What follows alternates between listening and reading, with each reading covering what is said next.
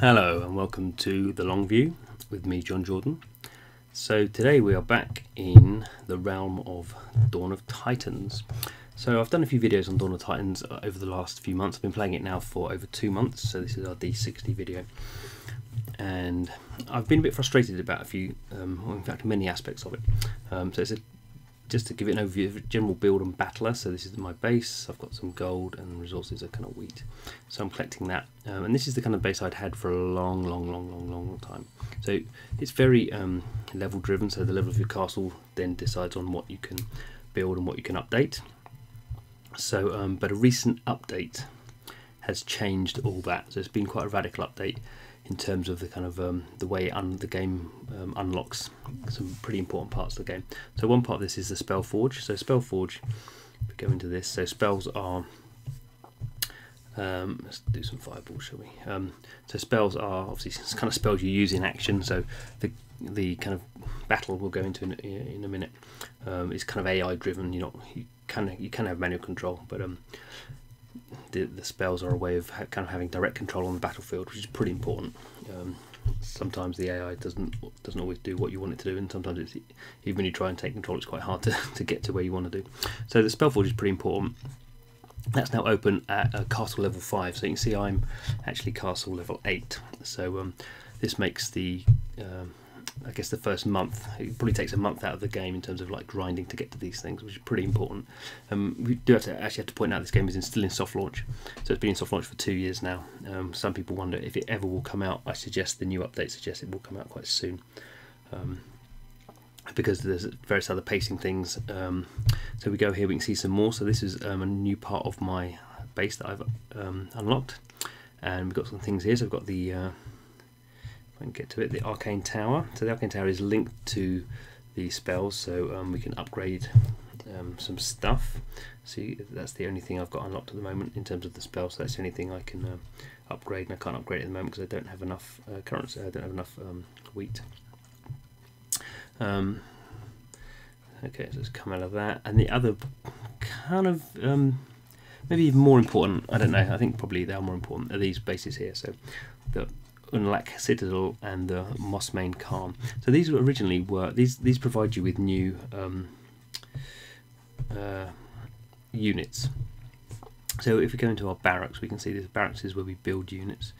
So we go in here, enter. So we can see here. So we had the militia, swordsmen, archers, and spearmen, human ones, and they were the only ones I've been playing for two months.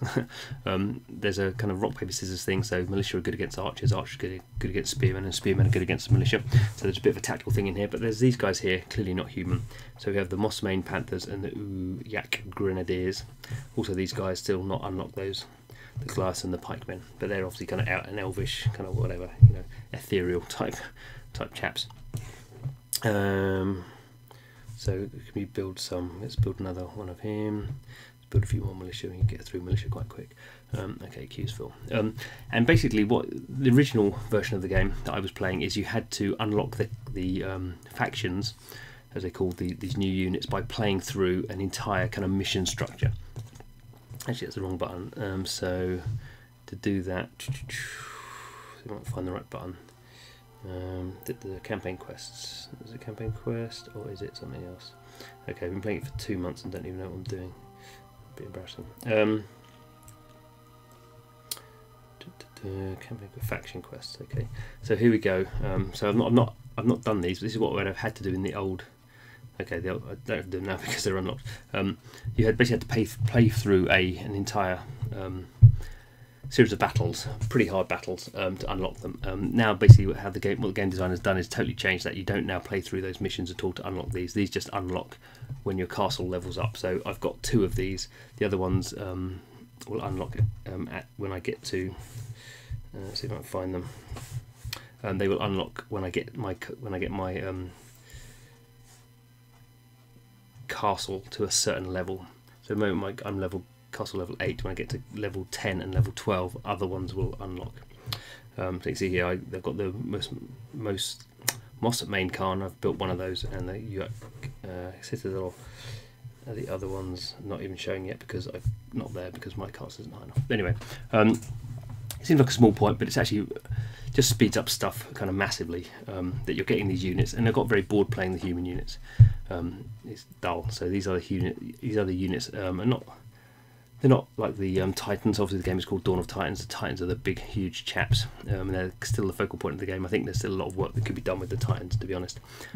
We won't go into that maybe so much. So these are my Titans that I've got. So this is my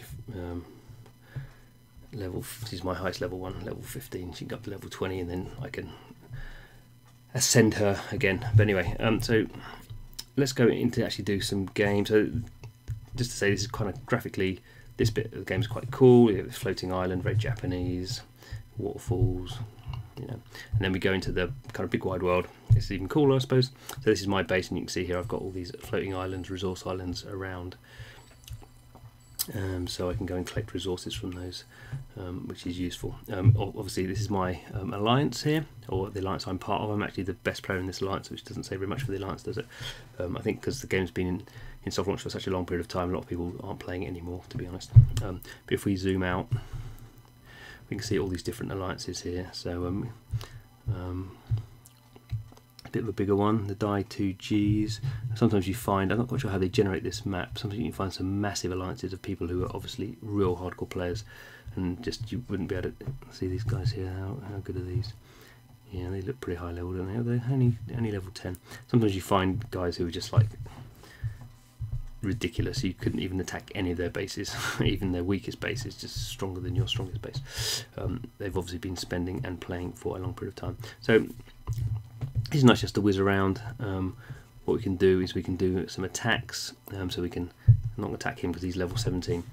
So we can see here, it's kind of interesting to look to see what his levels are. So his guys, he's got these humans, they're level 10, so my best are level 5, so he's pretty advanced. I can look at some of his other bases. So he's got these high level faction characters, level 15, so I'd have problems probably attacking those guys. You can see here this defense strength 16,760, that's massive. The moment I can only, my highest attack would probably be around 6,000, so I'm not going to attack these guys. They're a pretty high level alliance. Although saying that, alliances don't really do very much. They're pretty, you can ask for reinforcements from them, but there's not really much you can do. I don't know whether the designers will be looking at that as well. Let's go in and do something.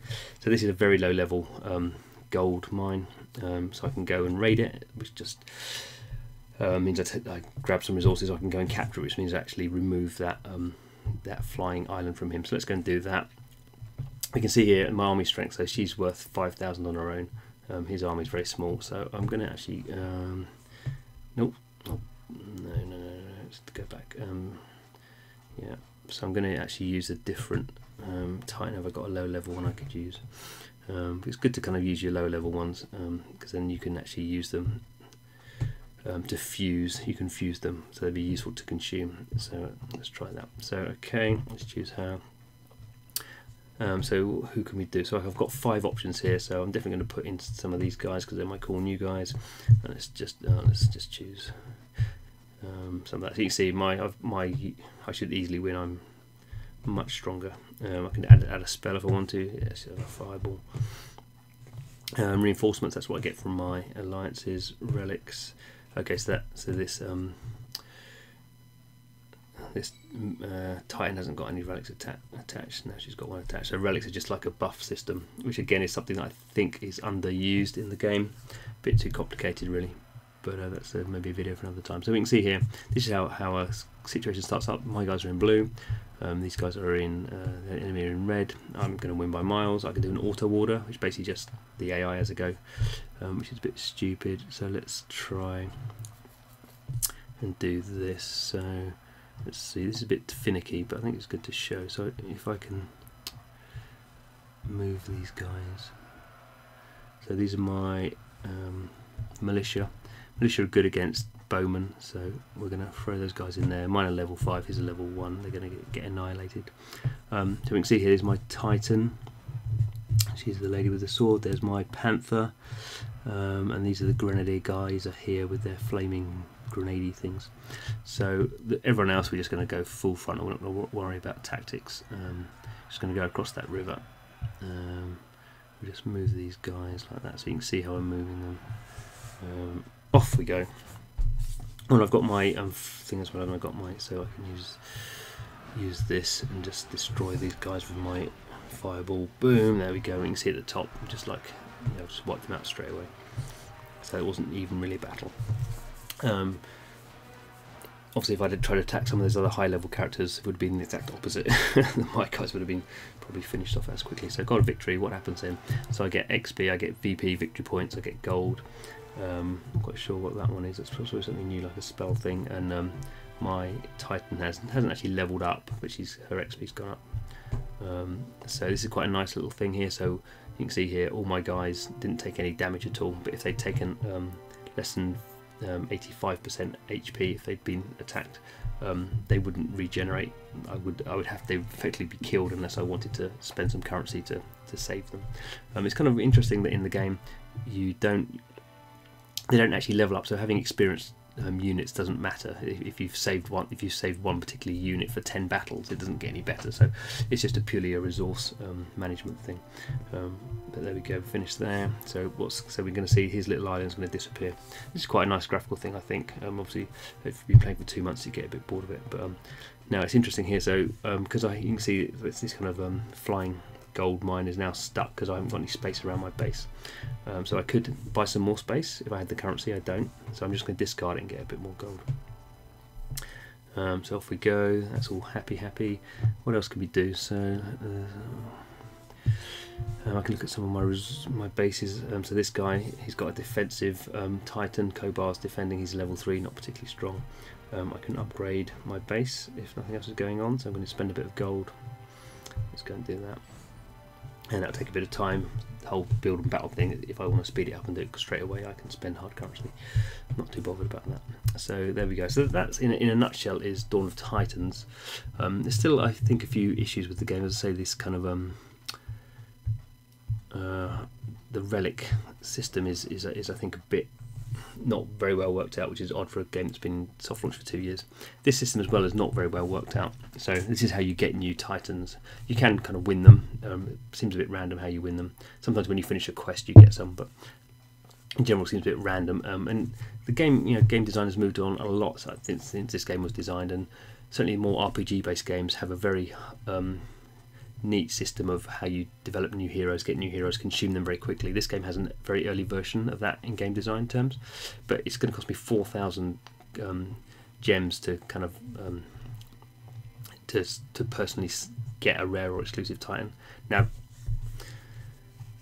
in most games you would have kind of 3 options. You'd have like a really cheap way that you'd get kind of to get people who are playing the game early in the game just straight into buying Titans, and you have a mid-range one, then an expensive one. So this expense isn't necessarily in itself bad, but you need some cheaper ones as well, I feel, just so people are really going, because the whole point is called Dawn of Titans, and I know there's a lot of design stuff that's been packed in because it is a build and battle, and you have these relics and you have these spells, and every kind of thing adds more kind of interest potentially, but equally takes away a bit from the Titans. And I think this game, the one thing this game does need more of is a real focus on the Titans. So there's that. There's also this interesting thing that's just been launched, which is a event. So we've seen a bit of this. So this is this Global Alliance event. So I can win battles to earn Shivering Souls, whatever those are. I'm not quite sure about that. What they are. Get exclusive combat relics that boost the drop rate of Shivering Souls by 15,000%, 1,500%. Sorry. So these actually was things that I got, wasn't they? These little units. I guess I don't know what they are, but it just happened. So some people are straight into this. Oh, there's my guys. My guys. Where are they gone? No, I don't know. So maybe it's just this event is just. No. I collected 4 Shivering Souls, that's what those things were. So you can see if I get to 10 I get a ring of gold. I can obviously go crazy and get some really cool Titans, but I don't think I'm going to get 20,000. Oh, here we go. My alliance is ranked. Oh, so I'm going to get, so we're in the top 80, so that kind of suggests that not many people are playing this game. Anyway, by the by, so Dawn of Titans, it will come out, I'm pretty sure, now with this new update has kind of resurrected the game really in my eyes.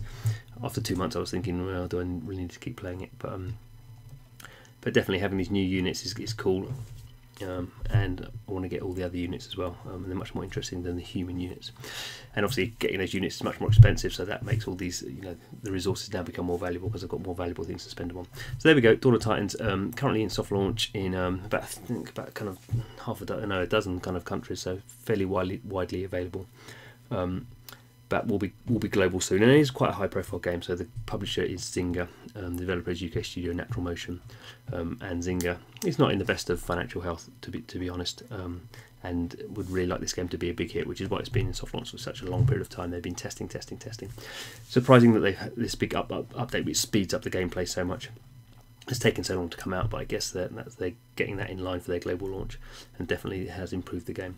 So thanks for watching. The long view is all about playing free-to-play mobile games for as long as we can, and talking about what we like and talking about what we don't like as well. So if that's your thing, don't forget to subscribe,